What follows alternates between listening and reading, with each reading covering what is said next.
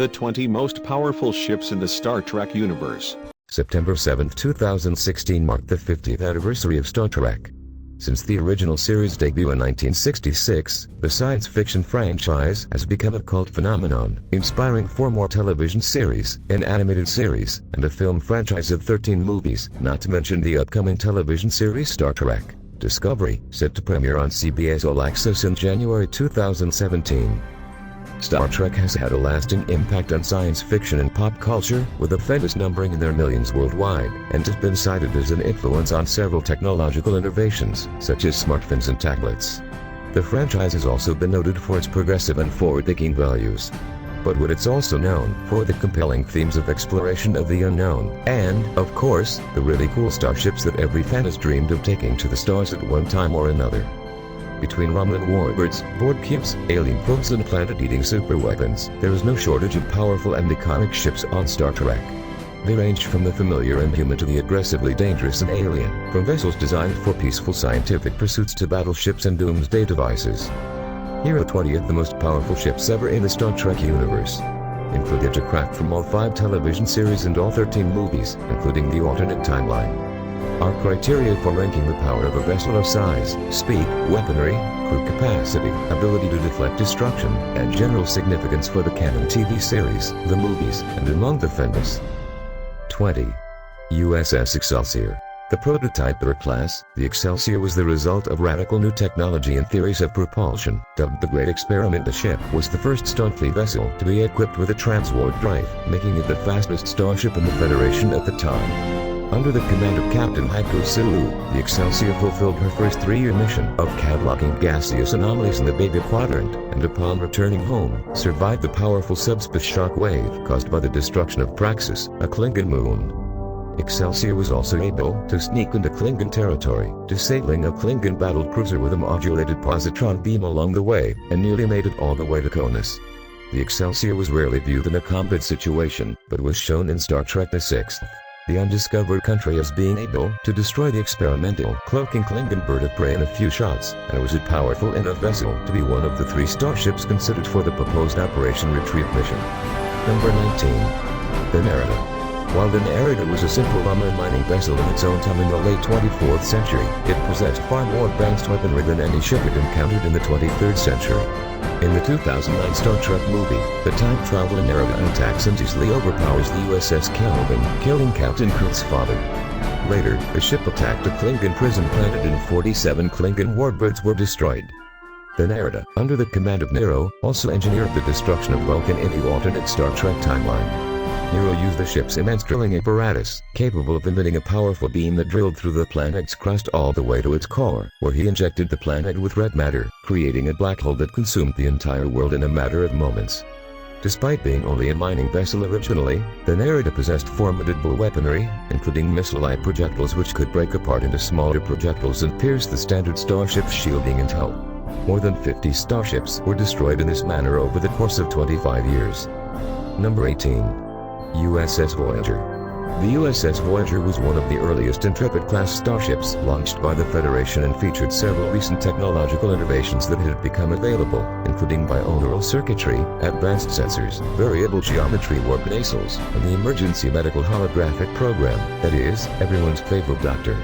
Smaller, faster, and more maneuverable than the larger Galaxy-class vessels, Voyager was the first ship to test the Class 9 warp drive and was the only ship in Starfleet capable of cruising at warp 9.975. Like other Federation starships, Voyager was armed with phasers, shields, and photon torpedoes, though its launchers could also be modified to launch quantum torpedoes.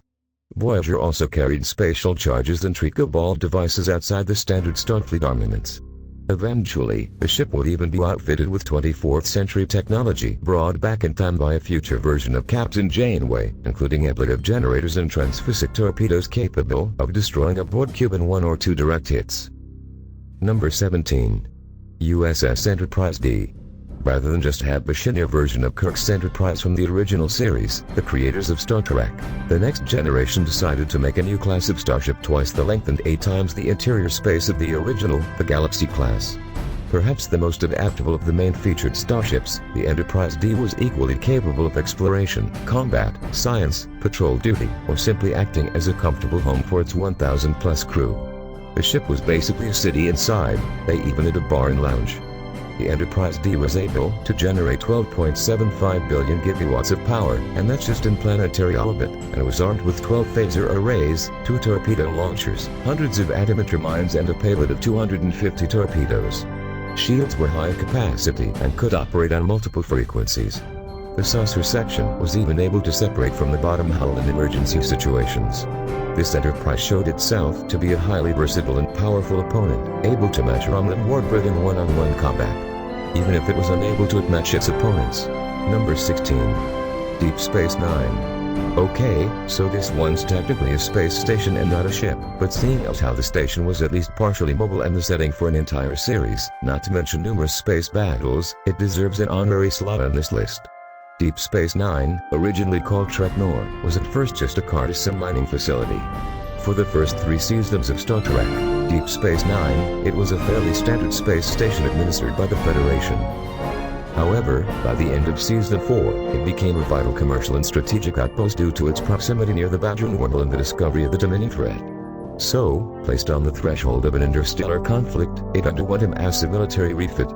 DS9 was retrofitted with heavier shield generators, 48 rotary mount phaser arrays, 36 stationary phaser emitters, 3 sliding phaser emitters, 48 torpedo launchers, and over 5,000 photon torpedoes. DS9 was able to successfully repel a Klingon invasion during the brief Federation War with the Klingon Empire 2-3-7-2-7-3, and during the initial Dominion invasion of the Alpha Quadrant, DS9 was responsible for the destruction of over 50 Genhatter and Cardassian warships. Number 15. Their warship. While not as well known as the Bird of Prey, this Klingon battleship was the largest and most powerful class of starship in the service of the Klingon Empire. The original Ikazovda was the flagship of the Klingon Imperial Fleet under the command of General Marduk. The ship saw service during the Klingon-Cardassian War, where it was used to devastating effect, and during a clash where the station was able to inflict damage on a militarily refitted DS9, able to pierce the station's shields sufficiently to transport Klingon troops aboard. Measuring in at 2,250 feet, 686 meters long, the Ngver class was also the heavily armed with phasers, disruptors, and torpedoes, and outfitted with a cloaking device. It could easily prove a match for a comparable Federation and Cardassian ships at the time. Near the end of the Dominion War, several of these ships were in service to the Empire, and it's easy to see why. Number 14. Romulan Warbird. The largest and most powerful of the Romulan spacecraft, fans and the crew of the EnterpriseD alike were in awe when the Romulan Warbird was first revealed. Per the Memory Alpha Wiki, the Directix class of Warbird was the backbone of the Romulan fleet during the later half of the 24th century. Romulan Warbirds became synonymous with Romulan military might, and participated in several historic battles with both Starfleet and later the Dominion. During the Dominion War, they were instrumental in pushing back Genhatter battleships. A Romulan Warbird is twice the length of a Galaxy-class Federation vessel and powered by a forced quantum singularity. Yes, it is literally powered by an artificial black hole. The battle cruiser was also armed with several directed energy weapons systems, including 10 disruptor arrays, capable of firing in the form of both beams and pulses, and torpedo launchers. Some of them were also equipped with phasers. This Romulan cloaking device. The Warbird is pretty much synonymous with its stealth technology and tracking mines, and for good reason. The ship frequently uses it to deadly effect in combat situations. Not only does it make the vessel invisible to the naked eye, but it masks it to the electromagnetic spectrum and to the ship's sensors. Number 13. USS EnterpriseD. This Solon-class craft was considered the pinnacle of starship design when it was first launched by Starfleet. Appearing in the TNG movies from First Contact and Nemesis and referenced in both Deep Space Nine and Voyager, the fans seem to agree, as it was voted the best ingenuous Starfleet ship by Star Trek.com fan poll.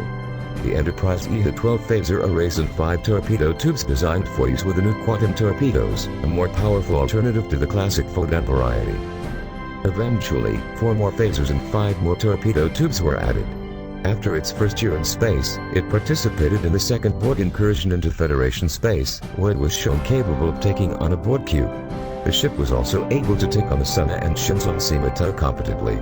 A deleted scene from Star Trek.